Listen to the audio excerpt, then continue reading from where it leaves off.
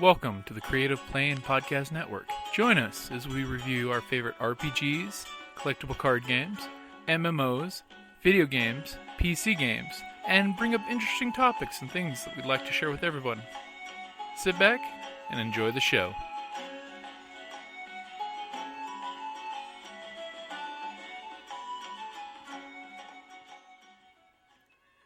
Hi, this is Kelly, aka Trixie from Ragnarok and Roll, assigned to Ragnarok Story, and Tilda Wimblewick from D&D Journey of the 5th Edition.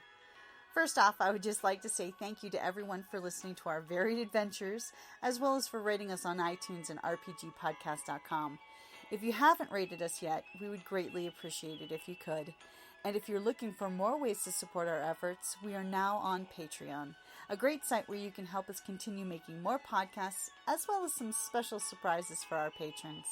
If you can, please look us up at www.patreon.com/cppn. Every little bit helps. And again, thank you for listening. Welcome back to the Creative Play and Podcast Network. This is Jim, your host. So, for RPG A Day 2015, August the 28th, favorite game you no longer play. That's a tough one. I have played so many fantastic games. Mostly it was the folks I was playing with and having beautiful synergy in a game that was just meant to be.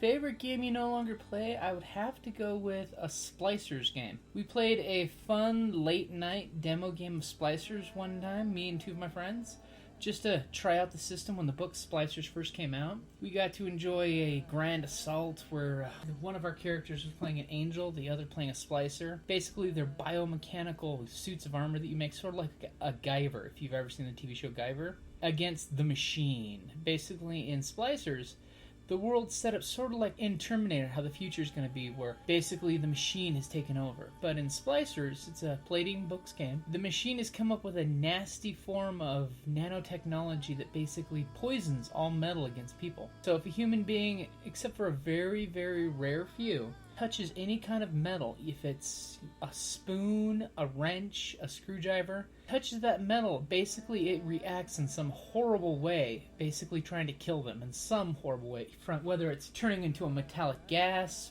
turning into a poisonous liquid mercury, sprouting tendrils and slashing into their body, or just basically turning into a robot itself and trying to kill them. That was a fun game. I mean, we were really just checking out the system, getting used to it, basically figuring out how to blend the Palladium gaming system with extra. Basically, it's an exaggerated version of the power armor rules, except the beauty is, yes, it can take time to build your characters, but the thing is, you're making a power armor suit based on how much bioenergy that you have that fits pretty much all of the needs you need. And unlike in Heroes Unlimited or Rifts, building yourself an Iron Man suit, basically, you actually have the ability to, as you level, because it's bioorganic, the librarian, which is basically the bioengineer gene pool in your community, will actually level up your armor so your armor develops. And it's got nifty rules on how your gun can basically start with a small pistol-sized gun, then upgrade to a submachine gun, then upgrade all the way to the giant rifles. And just Splicers has got a really nice online community on the Palladium forums that really does a great job of creating extra ideas and extra concepts, because when it comes to storytelling,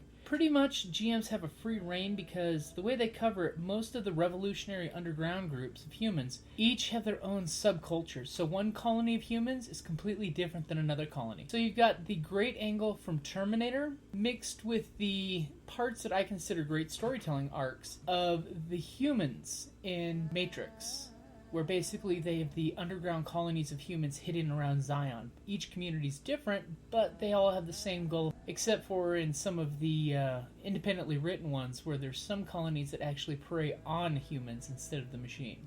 So, favorite game that I no longer play would be my Splicers game, and I would love one day to get a Splicers game going just to get to stick it to the machine.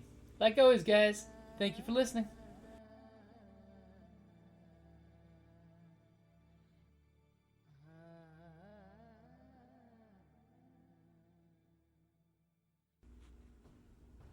Hey guys, Jim here from Creative Play and Podcast Network.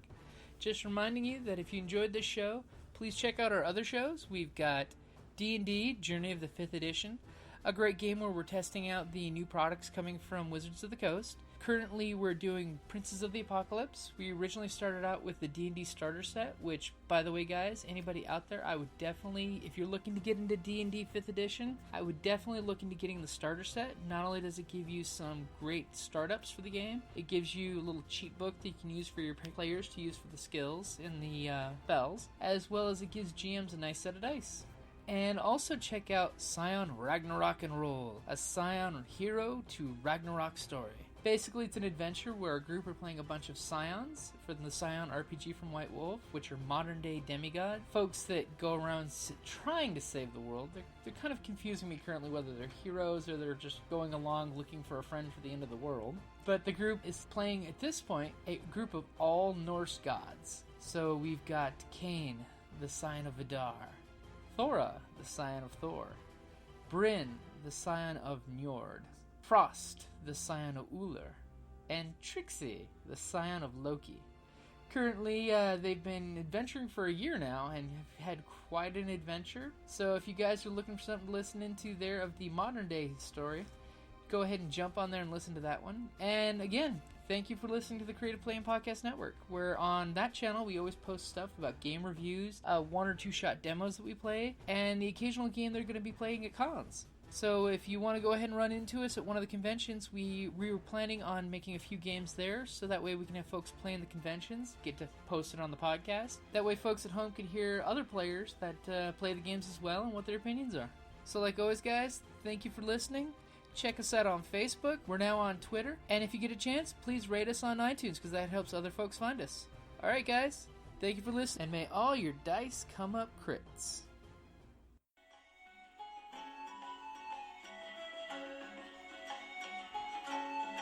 Thank you for listening to the Creative Play and Podcast Network. And feel free to enjoy our other shows, such as D&D Journey of the 5th Edition and Scion Ragnarok and Roll, a Scion hero to Ragnarok story.